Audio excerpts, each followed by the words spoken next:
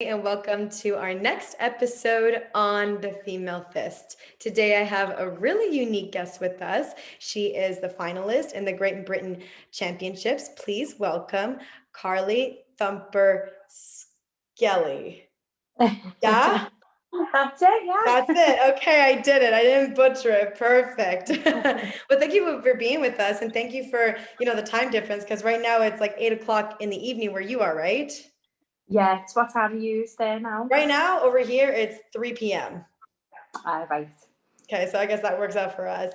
So Carly, a lot of my audience right now is a lot of viewers from Canada, from Toronto, some from the States. So we don't have like a huge input into boxing that's going on in UK, except for people that are actively following boxing all the time. So can you tell us a little bit about when you started, what it was like going into the amateurs, why did you start boxing particularly? Like, why not jujitsu, let's say, or Muay Thai, or what have you? Yeah, so basically, I got into it a little bit older. I started when I was 29. Oh. And it came about, I was doing like loads of running events and I ended up picking an injury up. So I was kind of like, what can I do? And I ended up doing a charity fight. My partner Paul used to box years ago. So loads of people have been doing charity fights and we were kind of talking about it. So I went in and I done it and literally loved it. It was like, loved the training. I actually loved fighting and I was like, no, this is what I want to do.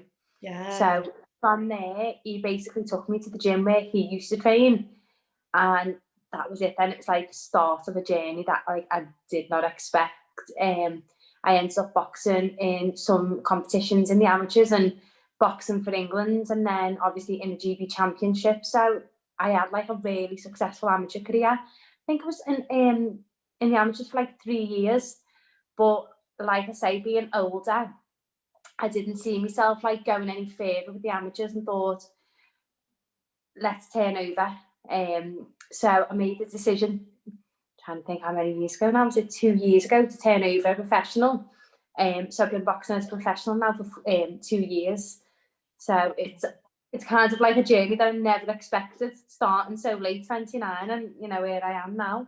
That's where the greatest adventures are, though, right? They just kind of hit you sideways and you're like, whoa, like, look at this path discovered to me. Yeah, well, that's amazing to hear. And that's actually like, wow. A lot of people think that you have to be you have to start when you're like 13 years old or something just to get into these sports and have like some kind of status.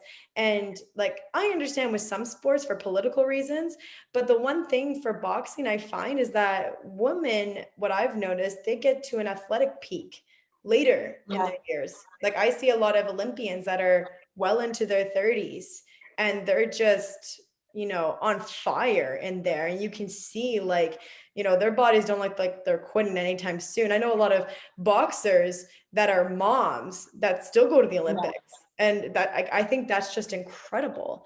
It's kind of a different dynamic than the men, because you see the men going in super young, right? Yeah. It's very different. Yeah, I think a lot of men peak in the 20s. Yeah. And for me, going into it, so obviously I started at 29. I used to do loads of running things before I got into the boxing. And for me, right now, being in like my 30s, I feel like the best I've ever felt. I'm in the best shape. I'm the fittest. So I do believe like women are in the prime and they're in the 30s. Absolutely. I mean, that's something that I've seen, like a lot of girls that I look up to, like you said, they're well into their 30s and they're at the prime of their life in their athletic career. So starting at 29, you've obviously had a full life prior to going into boxing. What were you doing before you were boxing? So I'm a pediatric nurse as well. So I had my kids, I've got 2 children, and then when I had the kids, I'd gone into my nursing. And then I was doing loads of running events and stuff. It was actually when I had my second child, that's when I had like a little bit of time out and I ended up getting into the boxing. So yeah, I've done like a little bit of running, I've done half marathons, full marathons, and nursing. So it was literally just, doing a charity fight. And I think when you do something, when you do it, you just think, I love it and I feel like this is me. I feel like I found my purpose.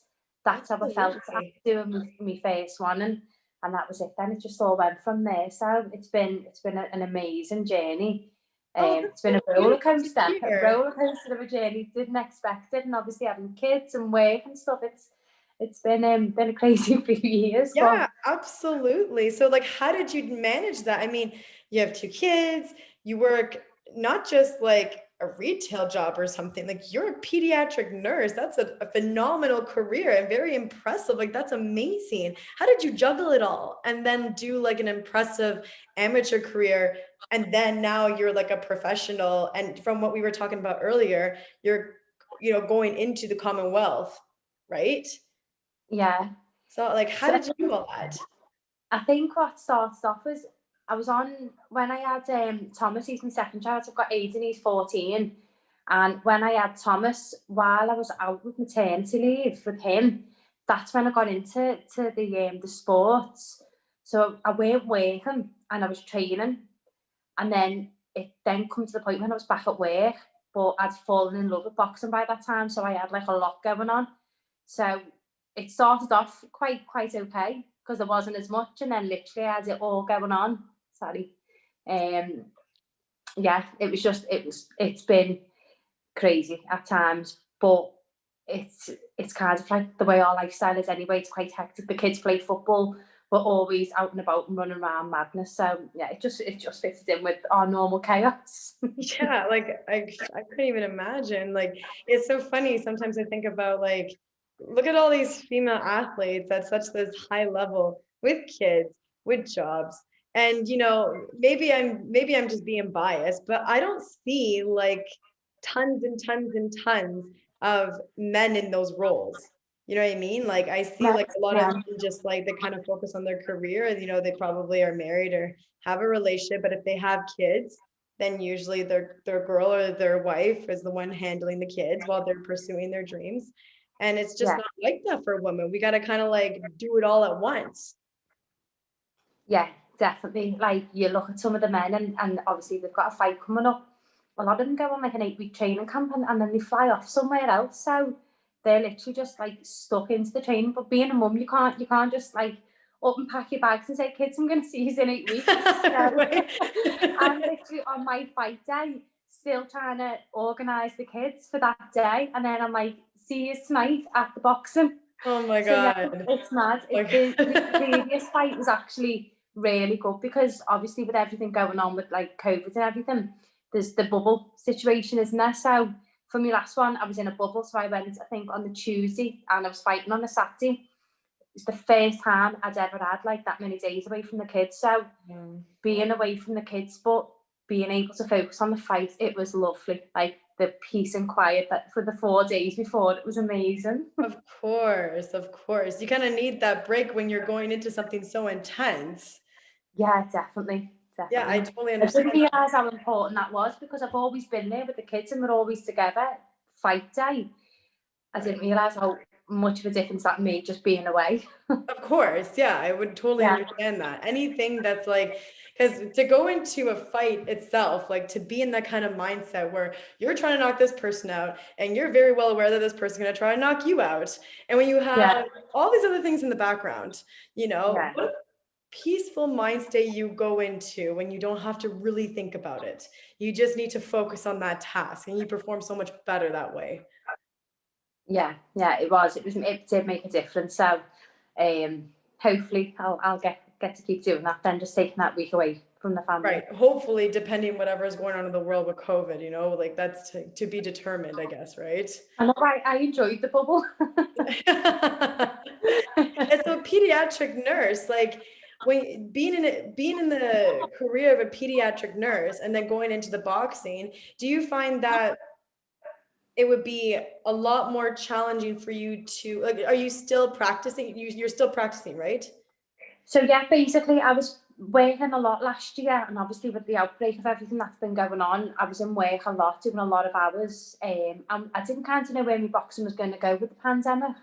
Right. But I was really lucky enough to get the opportunity to box for the Commonwealth title in October. Yeah. And during all that time, I got like a lot of sponsorship. So I was managed. I was able to like take a lot of time out of work. So I did have quite a few months off. I've been back on the boards now. working again, because I was meant to fight a couple of weeks ago, and my opponent pulled out quite last minute with injury. So I've been back on the wards, back in the hospital, and I'm literally waiting for the new date. So with me, I'm agency, so I can pick and choose my hours around myself, which works really well. And having the sponsors on board, I'm really lucky. So, you know, it's still difficult, but it works. We make it work. Okay, well that's amazing to hear that you make it work despite, because that's just Yeah, incredible. Like personally, I don't know if I could do that. Me personally, I think that's amazing that you can do that. It's a lot of like resilience and a lot of work and a lot of yeah. like mentally preparing yourself, always having to make sure that everything is, I'm assuming, scheduled properly. Yeah, well, we were told in February we were going to be fighting. I can't even remember what date it was now. I got like 5 weeks notice we were fighting. Yeah. So, you know, and I was actually about to pick some shifts up, because I was like, right, it's been a long time, I need to go back to work. And then I got the announcement he's a fighting, and it was meant to be on the Josh Kelly undercard. And then because I got the announcement of that, I thought, well, you know what, I'll hold off. I won't go back to work. And then it fell through 10 days before, which was really frustrating. Yeah, of course. So yeah, so then I had to go back. So I've been working right through March and April.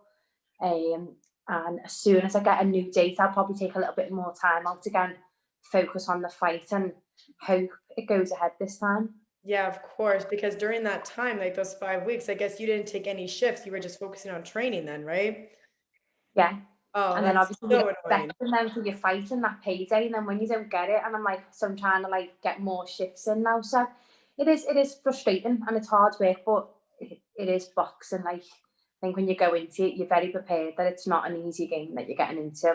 Of course, and it seems to be a very like difficult sacrifice to make. It seems more like, I mean, like I said, because you have kids, because you have this other career, and because you have to kind of juggle everything at once. And then when Yeah. specifically women like us have to kind of juggle those things, and then if the fight falls through and we didn't have those shifts to make up, for our finances, like, we're kind of That's it. left You just here have to in pick no the man's pieces up, land. don't we? And just, yeah, just there Yeah, picking I the pieces up, understand. and wait for the next phone call. You're always sitting there waiting. Right, right. But like fighting right now in professionals, well, pre-pandemic, fighting in professionals and fighting the amateurs, like here in Canada, are like for myself, the pool for girls is very small. So, I mean, you could fight every weekend. They always had club shows pre-COVID, I'm Yeah. speaking. They always had club shows like every weekend. And I could fight the same girl every weekend or like the same couple girls every weekend.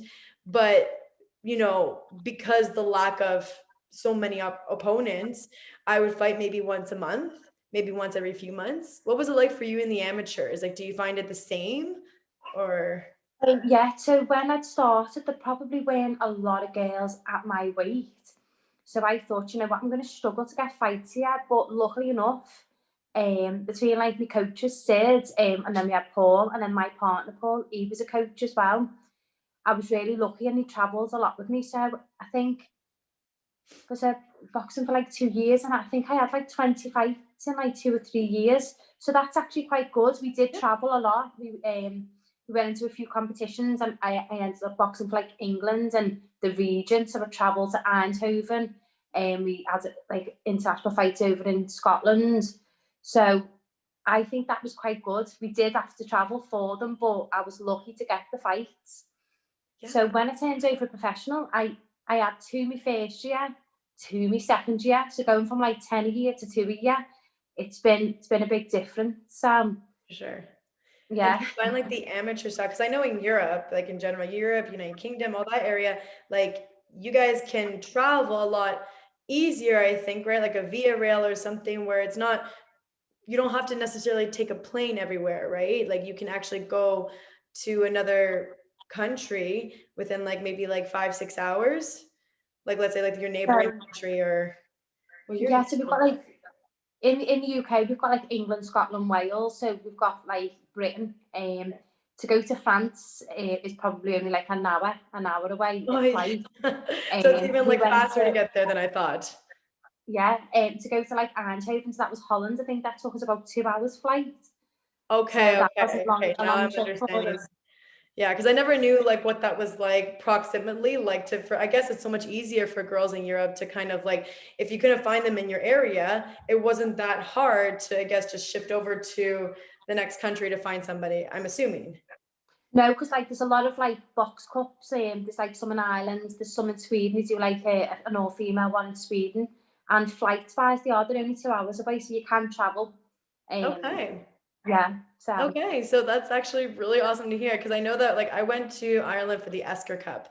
So I saw like hundreds of girls there from like all over the place. And I was just like, oh my God, like we don't have anything like that. The closest thing that we have is the Brampton Cup, which is like obviously here where I'm from, Toronto, Ontario, but it's not just an all-female tournament. So we have people that come in and like it's become a really yeah, big tournament recently. Like we had Team Sweden come one year, we had Team Ireland come one year. So we've had like a lot of people like from international borders just come in for this one tournament that started just as a really small tournament years ago and it's just expanded throughout now it's time. just bigger.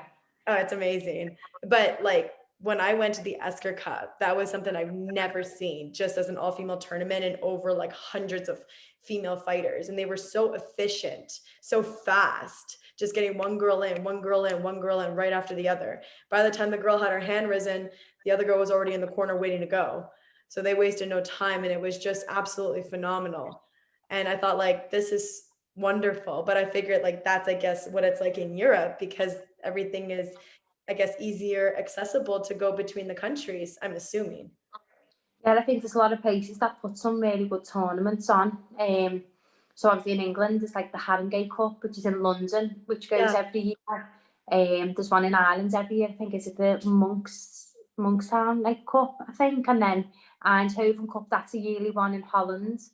Sweden have the all-female one every year. So there's plenty of tournaments throughout Europe that clubs can travel to with the amateurs, which is really good. And again, a lot of them are mixed, but the odd female ones out there as well. So Yeah, it's just amazing. I think like there's so much going on like over in the UK and in Europe for women's boxing. I think that like over here in North America, they need to kind of like step up their game to match that because it's amazing. And from going to amateurs to professionals, what do you find the differences like between the amateurs and the professionals? Because I only know my reference here in Canada. So like I'm really curious what it's like over there in the UK. at the minute, UK boxing for women is actually really, really going well. Hmm. If you see like the last few, let's say the last year, a lot of the Matchroom cards have had a lot of female fights on, which has been really good. And more people are turning over. I think as well, what's going on with the amateurs, a lot of people are thinking, I think I'm just going to turn over. I think a lot of men and girls even, have been thinking Olympics. Then obviously they've not happened and it's not looking like they're going to be anytime soon. So there's even more turning over and there's a lot more coming through. So for females in particular, it's been really, really good year. Domestically, there's a lot of females or similar weights and stuff. So there's been a lot going and it's been really good for me because obviously when this pandemic started, I was thinking I've gone from like smaller shows and having to do all the ticket sales, which is really difficult. So when this everywhere was closed, I was like, what's this gonna leave for me? And luckily enough, I got the opportunity to fight for the Commonwealth title in October on a big Matchroom show, which was amazing, which I should have won as well, and I didn't get the title I deserved. So That's okay. We keep moving yeah, forward. yeah, I'm still just waiting for that phone call to go reclaim that. So And I'm fingers sure you're crossed. gonna get it, and I'll be so excited to watch you. This is amazing. And I'm, you know, when it comes to the fact that this pandemic has put such a halt on everything, especially in the boxing world, like I said to you earlier, here in Canada right now, they're doing like a province-wide shutdown, and we don't really know if there's like rumors about a nationwide shutdown again, which I don't know. Like, don't quote me on that. I don't really know, Yeah, but just with hearing that here, and you're saying that things are looking well over there in the UK. yeah. At the minute, we're so the 12th of April, so Monday, like gyms, I think are all opening again. So we've Okay. been in a national lockdown since January, Ugh. and the 12th of April was like the beginning of everything opening up. And then in May, I think more things open up, and apparently, I think it's like the end of June, we're back to normal, but everything changes all the time. I can't keep up with it. I never know what's happening. Absolute sadness. And everywhere in the world, different cities is just completely different rules. So it's madness. Absolutely. And like but you've been working, like I think I asked you this earlier, like you've been working though, right, through the pandemic, like through this time you've been able to still work though, right? Because you're a pediatric nurse. Yeah, so for me and my partner, it hasn't affected us because of our jobs. So we've both worked right through the pandemic. And obviously being a paediatric nurse, it's been so upsetting for me to see what I've noticed, and, you know, whatever's going on with COVID and numbers and stuff. I get that there's measures that have got to be out there, but the amount of mental health that I've seen rise is just so, like, heartbreaking. And especially being in paediatric, it's not something you'd expect to see. And I'm seeing children so young who are struggling. And obviously you've got like adults, like I've got a lot of friends that have like told me some really upsetting stories of like suicides, like the domestic violence rates, everything like that is on the increase. So it's like you've got to find a balance. I get that there's like something going on right now in the world, but for me, the thing that concerns me and really upsets me is mental health. Domestic violence, child abuse, crime rate, everything like that is just jumping through the roof. Absolutely. And you know what, I totally agree with you. You know, I always kind of, you know, I agree, like, yes, you know, this is, you know, uncertain times and whatnot, but even I've seen it personally with like just the, like you're saying, like the mental health is just depleting in so many youth. Like this is the time that youth are like developing, learning, they're still not fully cognitively ready to start their lives, and you're putting them into this isolated situation where they can't meet new friends, they can't do their extracurricular activities, they can't discover more about their identity, they're just locked in their house, and you know, they're not getting the fresh air that they need. Like who knows, like if, you know, because when you start getting depressed, like I'm sure you know, you don't even eat as well, which also affects your overall health and your mental health. And it's just so sad to see our youth, our next generation going like this very slowly. And then even school, like having everything online is like, you know, what if a student doesn't learn well in that kind of environment? Then what? Exactly. It's like you've got to look at the bigger picture, and like for me, mental health is what the pandemic is the major issue.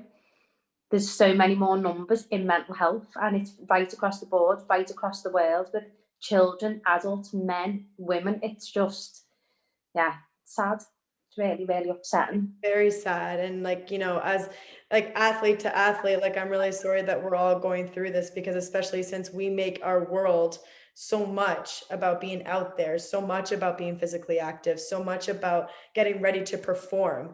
Oh, did I lose you? There you are. Yeah, I might just have to run and get my charger. It's just gone onto a low battery. Oh, So okay. can we talk and talk? Okay. Yes, like I said, so athlete to athlete, like I'm really sorry that we're all kind of going through this. And you know, in your line of profession, I'm sure it's even more frustrating when you have a better understanding of like the bigger picture, just from like a medical health perspective too. Yeah, that's it. Sorry, I'm just gonna run in and get a charger. I'm Yeah, so sorry. yeah. No worries, no worries.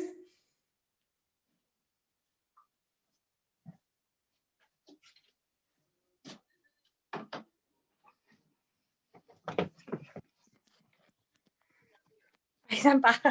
Hi. The phone's usually always charged, but I've been at the football tonight with the kids. Right. So, yeah. Busy mom, right?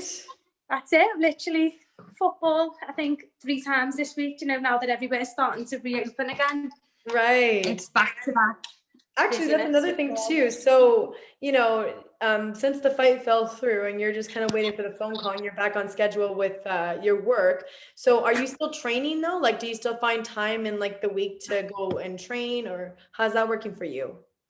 Yeah, so I've still been able to train. Obviously, you know, with professional athletes, the gyms have still been able to stay open. Mm-hmm. So I've been dead lucky, and I'm dead grateful for that, because not everybody's got that opportunity. Right. With the lockdowns and stuff, the kids have been off school. So my eldest has been like really good. He's been able to mind his little brother while I go to the gym in the morning and stuff. So I've been really lucky. It's not really affected me.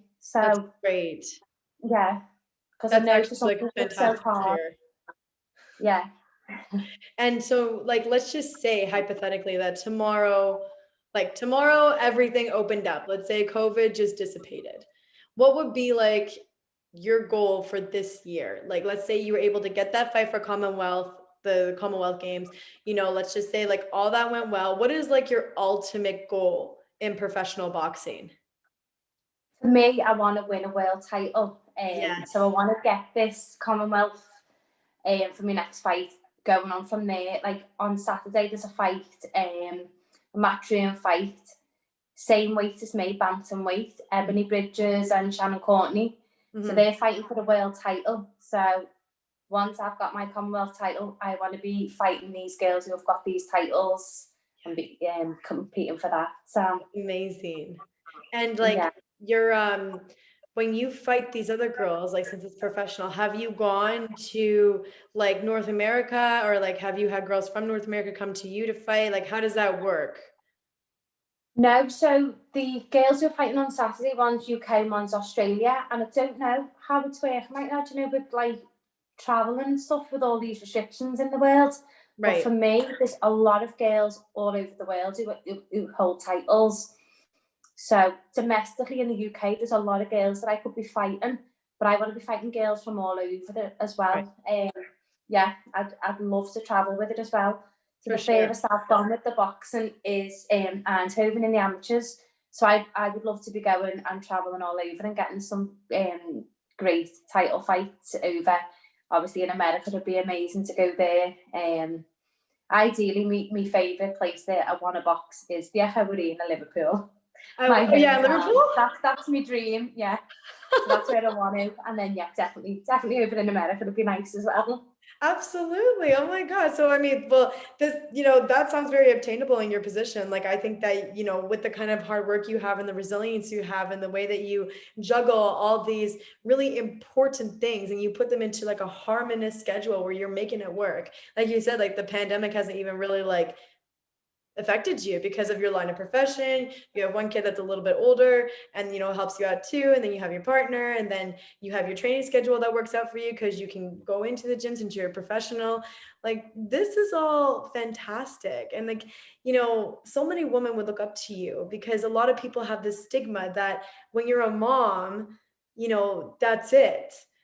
It's very recent that women in the Olympics are like, women are coming back after having a baby and going into the Olympics, but you don't see that often in boxing. Like you don't see that often in combat sports where somebody has a baby and they come back, because the kind of training it takes to be in a combat sport, it's very rigorous. It's very like you really put your body through it, and your mental, like you really have to get into this kind of state going into fights. So like a lot of women would be super like admirable of you. This is a really amazing thing that you do. Oh, thank you. And that's it. I always like want people to think like age or whether you've got kids or whether you've just got like a normal job, literally you can do anything. If you've got that mindset, go and do it. Go and make your dreams come true. Yeah, absolutely. And like, possible. I mean, you're living proof of it, right? Yeah, definitely. I was just a 29-year-old mum of two who's on a charity fight, and then in October I was fighting on a matchroom show for the Commonwealth title. Like it weren't even in my dreams just to like be a boxer, and it just the way the stories unfolded, it's just worked out that way. So if you dream big and you work hard, anything is achievable. Absolutely. And like I'm assuming that you have a lot of support in your family while you're doing this. Yeah, definitely. Because obviously, when I've started with needs, like would have helped like getting the kids' minds if I'm like traveling places and stuff. So luckily enough, I've got a good family system around me, really good friends, and being from Liverpool, the whole city. Like whenever I've been trying to sell tickets, and especially when I had my last fight, I had so much support. So yeah, I'm so lucky. And then again, all my sponsors that I've got so many sponsors that are always there, and yeah, I just feel so grateful for everything that everybody does for me. Absolutely. And it sounds like just an amazing adventure. And it sounds like, you're kind of even just, you're just at the tip there. Like you're just climbing up that ladder and you're already like, you're already right there. You're already right there. You're living like this amazing kind of like dream, because it's not like you're young and then you're thinking like, oh, if it doesn't work out for me, like, what am I going to do with my life after? You have a career. You're a pediatric nurse. Yeah. You have I all of know it that's going it. on for you. That's it. We've got our family, we've got our house, we've got our careers. This has just been like an absolute bonus. It's been amazing. Well, that's just absolutely lovely to hear. What advice would you have for a young girl that thinks that she has to rush into a sport like this? Or maybe like a 26-year-old who might think, I think I'm too old to start now. What would you have advice for these two different girls? I would say to anybody, age is just a number. Don't ever be fixated on a number. If you feel good, then go for it. Because honestly, like 29, getting into a sport of boxing on like an amazing show, matchroom show for a Commonwealth title within like 5 years. So I'm living proof that your dreams can come true. And anybody younger, don't care what anybody thinks and just go and do what you want to do, because so many people can just put people off and say, well, what about this, what about that? And I think when I was younger, maybe I got put off things and stuff and I listened to what people said. So I never really wanted to do anything as such when I was younger, because I listened to other people's opinions rather than my own. So if you follow your heart, follow your dreams, you can literally have like the most amazing life. Absolutely. Like you know what, and I can't even lie. Like there's so many times like I wanted to start competing so much younger than 17. Like Yeah. I wanted to compete so bad when I was like 14, 15 years old in boxing or something. And just because I didn't have, well, this was about like 12 years ago. And 12 years ago, there was a stereotype back then that if you were a boxer, you had to look mean, you had to like match the guys, you had to be a certain kind of girl to want to do something like that. And I was always very petite, the very sweet girl in the gym, quiet, whatever. And everybody was always like, why do you want to go fight? Why do you want to break your pretty face? Like, why do you want to ruin this and that? It's like, but what if I'm good? Like, what if I really Yeah. enjoy doing it? What if it makes me happy? But as a young girl, when you hear those things, it's kind of like, oh, well, You do.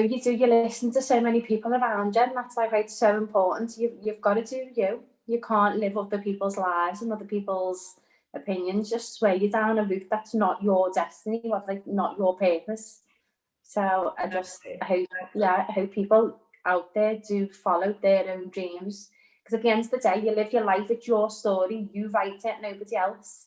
But there's too many people getting involved trying to write your story and take you off course. So, like, there's Absolutely. probably so many amazing boxers out there right now that have never boxed, but they've been put off the sport, so they just never got into it. Yeah, absolutely. Just because they were discouraged. Just Yeah, because and they they could felt have like, been oh, I absolutely couldn't handle something amazing. like that.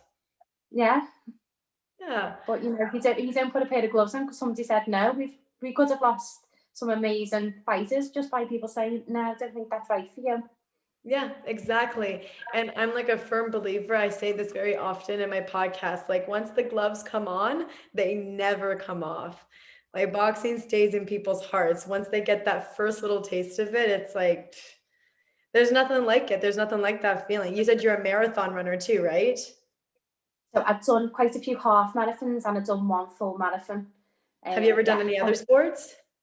no, it was always running. So in school, I was always like in the running team, so I'd always run for the school. But then when I left school, I had Aiden quite young. I had Aiden when I was 19. So I didn't really carry on with sports. And then I started getting back into the running. Done quite a few half marathons and then I done the full marathon, but I picked an injury up after that. And yeah, one full marathon is enough. Right, right, right. Probably one of the worst things I've ever I done. haven't, like, honestly, when I see those marathon runners, I'm like, oh my God, like, So I hard. It's could like not mental. do that. No, I think it took me about 4.5 hours because I was injured during my build up to it. I ended up with IBT syndrome. So I kind of like had to take my miles right down, but then get them right up again so quickly. And during it, my knee was so painful. But I've got that mindset. I've trained for months. I'm not going to walk it. So I ran it and I had to slow my pace down. did it in like 4.5 hours. And I think when I got through the finish line, I nearly started crying. I was like, oh, yeah. But you have that fighting mindset. You have the mentality like, no, just finish it. Like I started it, I gotta finish it. Yeah, I literally got through it and then literally hobbled and I couldn't even walk for days. I was in so much pain. Oh my I God. had to go get physio for ages after it. And I actually thought for like a little bit thinking, I might redo that because I'm not happy with my time. And then I thought, no, never again. No, really. I've done it once. And you know what? Those are the worst injuries, like around the ankles or anything, because you have to walk. You're always putting pressure on that specific area. Like it's hard to just let it heal. What are you gonna do? Sit in the bed for months and just like have it elevated? You can't. You got to move around. You got to do things. Yeah. No, it's Some of the worst kinds of injuries to have. Yeah, definitely. Well, you know what, Carly, like I really enjoyed this time getting to know you. I really loved like all your career and just your experience in the sport and just learning so much about you. Like I can't, it's such a breath of fresh air to hear somebody that is in their later 20s that started and they're, you're pursuing it and you have no doubts about yourself and you're doing so well in the sport. And, it's so encouraging for so many women in general out there that may think like, I'm too old for this, or like, why would I start now? Like, this is so important for so many people to hear, and it's so encouraging. And also, to the importance of, what's going on right now with this pandemic, like from your professional, like medical standpoint of like the mental health is a really like serious thing right now going on and everywhere. Yeah, definitely. Like it is. It's really hard. So if anyone who is struggling out there right now, get into some sort of training, even if it's not boxing or you don't want to fight, but you do a little bit of boxing training. Training is a really, really good part to help with mental health.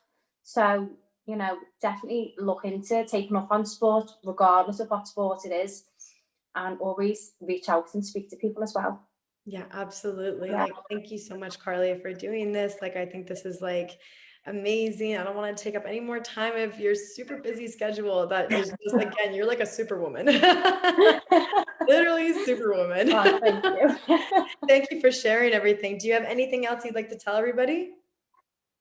No, just I apologise for my phone nearly dying and I had to run off and get my charger. Oh, it's like, whatever. Yeah, so I apologise for that. Don't worry about that. Don't worry about that. Technology. Thank you so much. Can I get your hands up? Thank you so much. And everybody join us next week. Oh, thank you.